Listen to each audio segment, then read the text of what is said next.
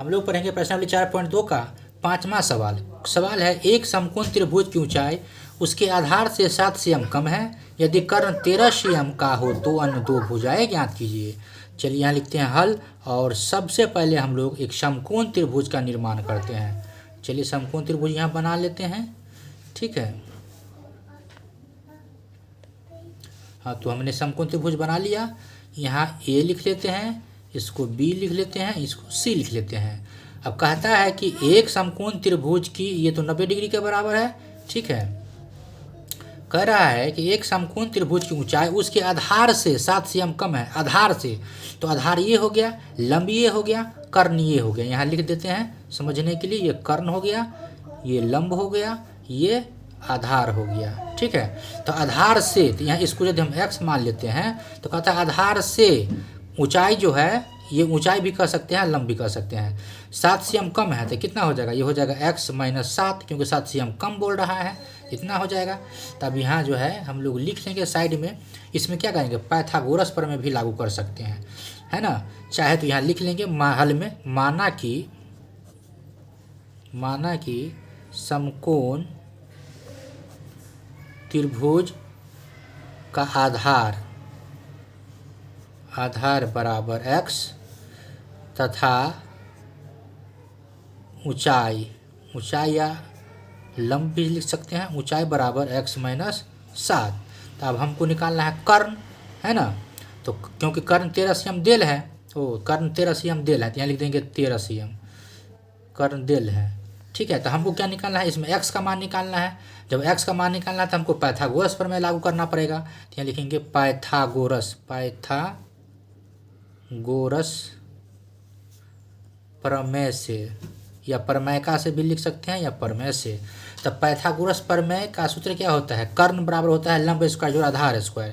तो यहाँ लिखेंगे कर्ण स्क्वायर बराबर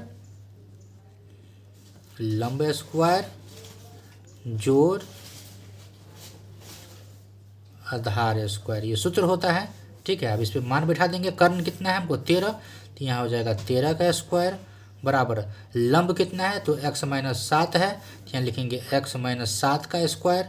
ठीक है, प्लस आधार कितना है, x है, यहाँ लिखेंगे x का स्क्वायर, क्योंकि सब में स्क्वायर है इसलिए स्क्वायर। चलिए इसको अब करेंगे हल। 13 का स्क्वायर कितना होगा, 169 हो जाएगा, और a - b का होल स्क्वायर हो गया। तो a - b का होल स्क्वायर क्या होता है, a square - 2ab plus b square. उस पर बैठा देते हैं, तो a स्क्वायर - 2a, तो x b के जगह पे 7, और प्लस b स्क्वायर, तो 7 का स्क्वायर प्लस x स्क्वायर, तो यहाँ x स्क्वायर।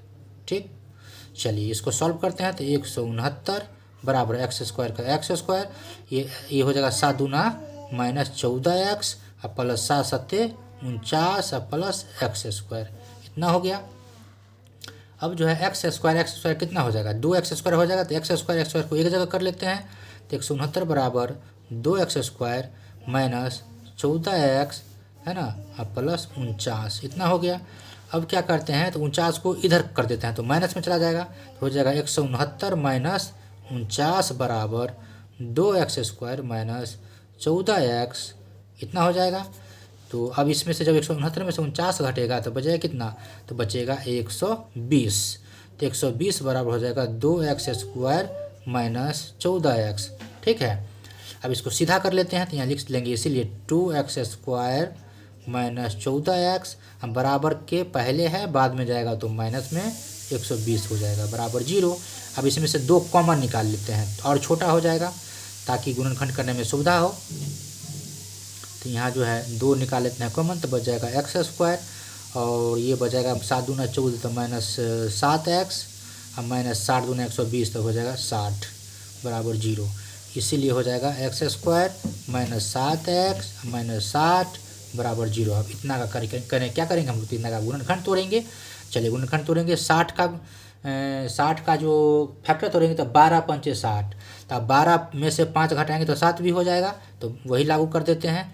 तो हो जाएगा ये x स्क्वायर माइनस 12x अब प्लस 12 पंचे 60, तो 5x माइनस 60 बराबर 0। अब देखिए 12 -12 + 5 क्रिया करेंगे तो -7 भी हो जाएगा, अब 12 5 गुना करेंगे तो 60 भी हो जाएगा, दोनों हो गया। अब इसमें से x कॉमन निकाल लेंगे तो एगो x बच जाएगा, माइनस x कट गया तो हो गया 12, प्लस का प्लस, ये 5 निकाल लेंगे इसमें से तो हो जाएगा x, अब प्लस माइनस माइनस, अब 12 पंचे 60 बराबर 0। अभी दोनों में से एगो कॉमन लिख लेंगे तो x माइनस हो जाएगा 12, इधर होगा x प्लस 5 बराबर 0 हो जाएगा। इसके बाद अब दोनों को अलग अलग कर लेंगे तो x माइनस 12 बराबर 0 कर लेंगे इसको, या इसको कर लेंगे x प्लस 5 बराबर 0। ठीक है, इतना कर लेंगे तो इसीलिए x बराबर हो जाएगा, बराबर उधर जाएगा तो प्लस में हो जाएगा, या x बराबर ये 5 उधर जाएगा तो माइनस में 5 हो जाएगा। तो माइनस वाला तो लेना नहीं है, लेना है कितना, तो प्लस वाला। तो x का मान 12 हो गया। तो ऊपर जो हम माने थे यहाँ, माना कि समकोण त्रिभुज का आधार बराबर है x, तो आधार कितना हो गया हमको, तो 12 हो गया। ऊंचाई x माइनस 7 था तो x के मान में से 7 घटा देंगे तो ऊंचाई निकल जाएगा। वही तो दो भुजा हमको ज्ञात करना है। तो यहाँ लिख देते हैं नीचे में, अतः